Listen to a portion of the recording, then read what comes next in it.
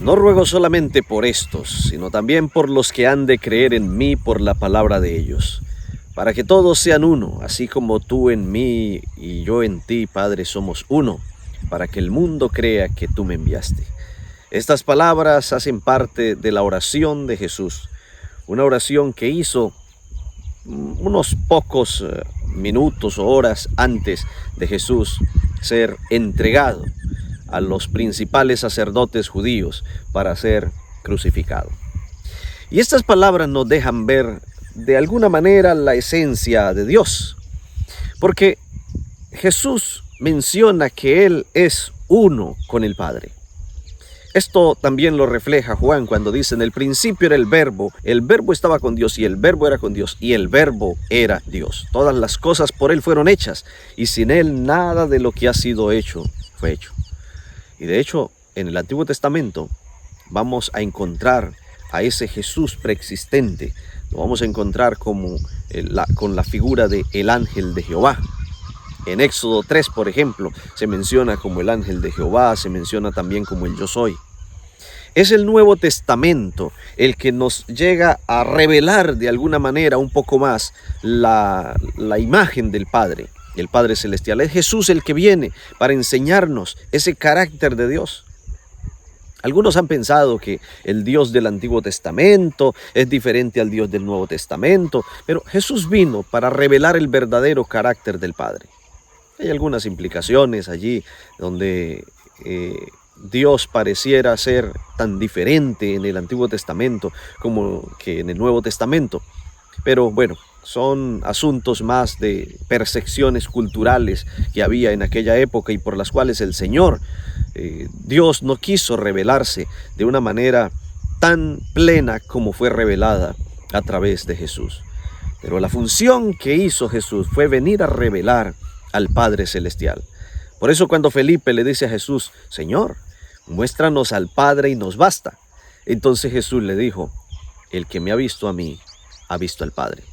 Algunos toman ese texto para decir: bueno, Jesús es el mismo Padre y por eso dijo: el que me ha visto a mí, ha visto al Padre. No, Jesús quiso decir que el Padre tiene su mismo carácter, que el Padre revela, expresa su mismo amor, que el Padre revela su mismo interés por la humanidad, que el Padre también se sacrifica por la humanidad. Hay diversos textos en las Sagradas Escrituras donde muestra las acciones del Padre, acciones del Hijo y acciones del Espíritu Santo. Pero uno de los textos más importantes que existen es aquel texto en Juan, cuando Jesús dice: yo me voy, yo voy al Padre, pero enviaré otro Consolador, el cual procede del Padre, y Él testificará de mí. Jesús, en esos textos de Juan, se muestra totalmente la divinidad, la unicidad de Dios, pero también su pluralidad, la Trinidad de Dios. Jesús va al Padre, del Padre envía su Espíritu Santo, que es otro Consolador, es decir, otro igual, para que esté con vosotros mientras Él va al Padre. Y es que esa acción la vemos nosotros en el libro de los Hechos, cuando Jesús asciende al cielo. Y dice Esteban que lo ve al Hijo de Dios allá sentado a la diestra del Padre. El Espíritu Santo está con la iglesia en la tierra y está accionando. Y está como Jesús cuando estaba en la tierra, dando órdenes, impidiendo que algunos fuesen a ciertos lugares, impulsando a otros que fuesen a otros lugares. La Trinidad de Dios está expresada desde sus mismos inicios. Cuando el texto de Génesis 1:26 dice: entonces dijo Dios, hagamos al hombre a nuestra imagen, conforme a nuestra semejanza. No está Dios hablando con los ángeles, está hablando en sí mismo. Hagamos al hombre a nuestra imagen, conforme a nuestra semejanza.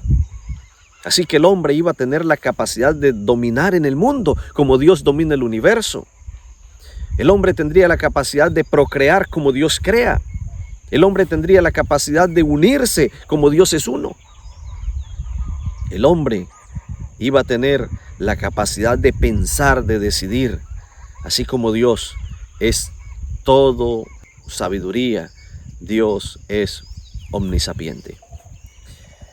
la imagen de Dios iba a ser reflejada. Y por eso dijo Dios, hagamos al hombre a nuestra imagen, conforme a nuestra semejanza, revelando así un Dios plural. Cuando los seres humanos allí en Babel intentaron entonces comenzar a hacer una torre que llegara hasta el cielo y que era un desafío a la voluntad divina, también el Señor dijo, descendamos y confundamos allí su lenguaje. Dios siempre hablando en plural. Y a lo largo del libro de Isaías y de los demás libros de la Biblia, se muestra también a Dios a veces hablando en plural. Cuando Dios toma a Moisés y le dice, mira, yo no voy a poder introducirlos a la tierra prometida. Entonces Moisés le dice, mira, si tu presencia no va conmigo, a mí no me lleve por allá. Y entonces Dios le dice, está bien, mi ángel irá contigo. Solamente le dio unos requisitos, hagan esto, hagan aquello.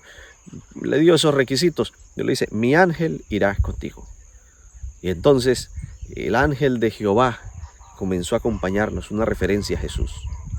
El Jesús preencarnado, preexistente. Saben, las escrituras, las sagradas escrituras, a lo largo de todas sus páginas, muestran esa Trinidad de Dios. Y muestran a ese Dios como uno.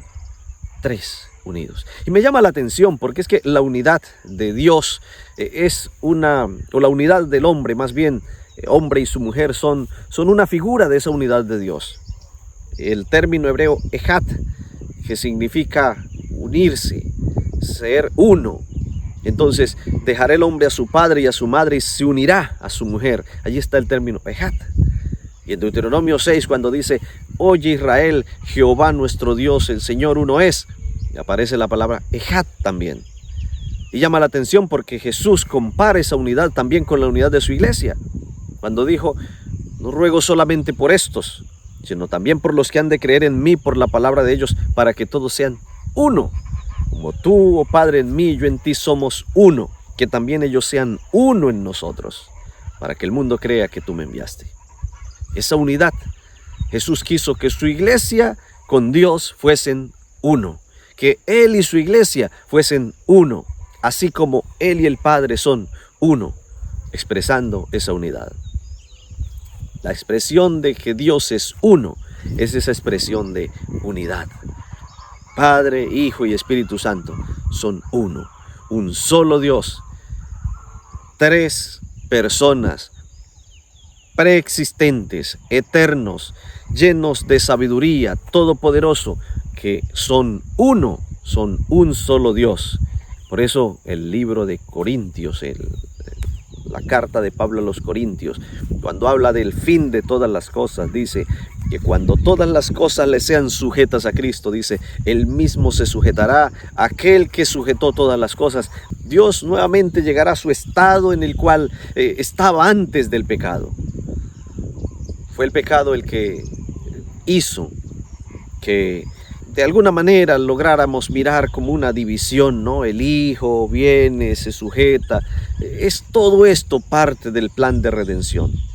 Pero Juan dice que cuando el Señor regrese, le veremos tal como Él es.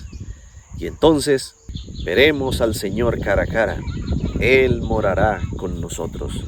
Podremos nosotros contemplar al Ser majestuoso, al Padre, al Hijo y al Espíritu Santo. Podremos adorarles. A través de la Biblia, el Señor se ha revelado. No podemos nosotros conjeturar sobre muchas cosas acerca de Dios, porque solamente Él se ha revelado o ha revelado a nosotros lo que Él quiere que nosotros sepamos. La Biblia menciona a Jesús como eterno, como preexistente, como creador. Señala al Espíritu Santo también como creador, como alguien que está activo, que intercede por nosotros también con gemidos indecibles, que nos impulsa, que anda con nosotros, que es un compañero. Presenta al Padre Celestial como el sustentador de todas las cosas. Y esa es la revelación que se ha dado en las Sagradas Escrituras de parte de Dios. Ahondar más allá no nos corresponde. Es mejor guardar silencio. Lo importante es que Dios ha hecho un esfuerzo especial por salvarnos a nosotros. Dejémonos alcanzar de esa salvación de Dios.